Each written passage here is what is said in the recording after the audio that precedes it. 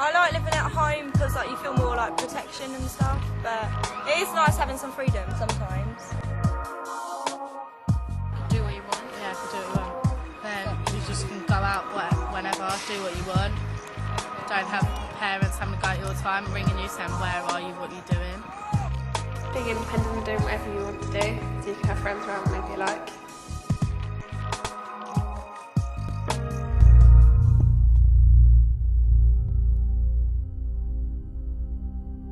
I've been smashed into 4 times now.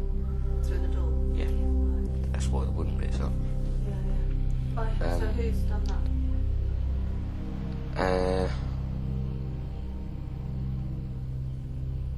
There's a load of friends that I know that I used to have around here, and they done it.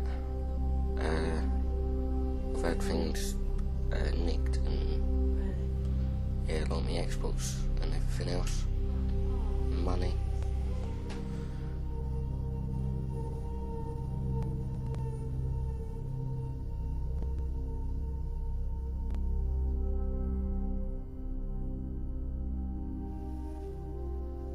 They just have the interviews and then they see if you're suitable for the project. So you have to obviously have a reason for why you need to move up there. Like either literally have nowhere to live, problems at home. I left home because got a split family. Me and my stepdad didn't get on. Just anything that that he could think of that went wrong, it got blamed on me. Because of that, I hated my mum for it because she always stuck up for him. The work was just too hard and I just wasn't interested because of the stuff that was going on at home. Wouldn't have been able to change nothing because my mum and dad split up, got divorced, and then my mum met him, so there would have been nothing I could have done to change anything. So don't move out until you've got the money and don't rush it. I'll just go into full-time work and try and do what I can do with the qualifications I've got.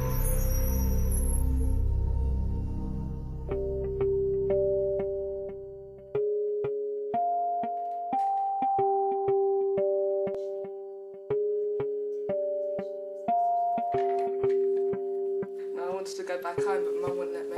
Well, it's I don't know, it's scary, but you know, we can sort of, because we know everyone here, it's not as if we don't sort of know, so we can kind of deal with it and then call the police. Yeah. And it's all right, and there are cameras there to back up what we say. Well, it has its up and downs. I mean, it very much depends on the people that you kind of get in here. I mean, you get quite a lot, you know.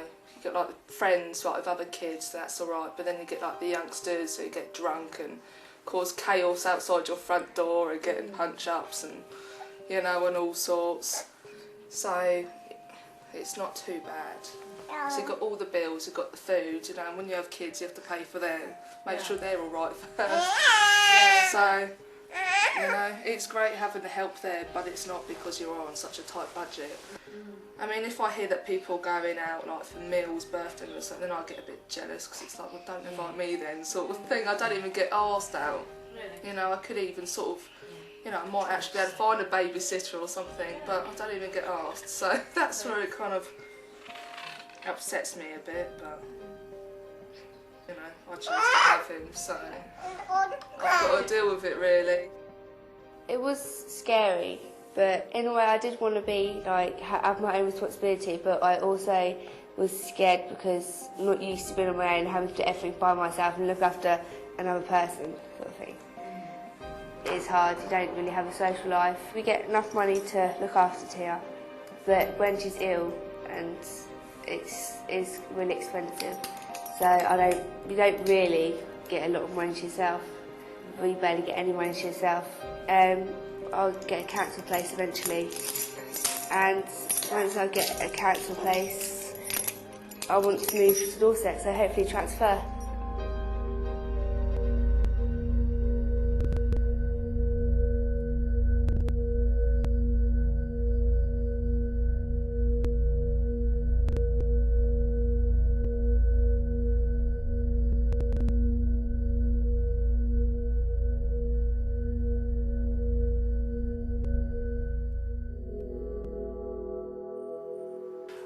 We have rules about visitors, when visitors can be here, when visitors have to leave, and again it's really just about keeping the house safe.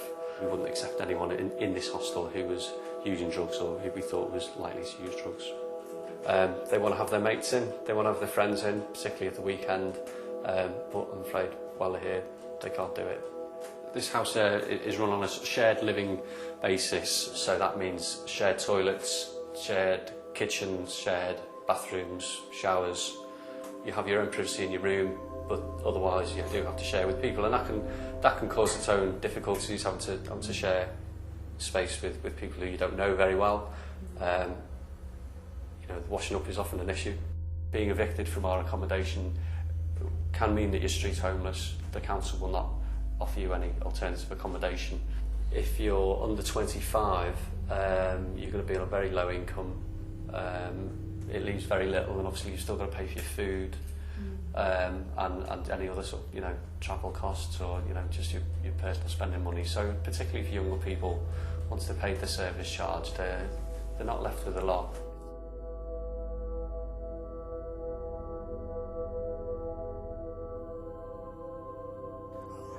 I asked somebody if they knew anywhere I could go, and they said come to the foyer. And I asked for I basically got in here. We had an interview, it didn't go too well.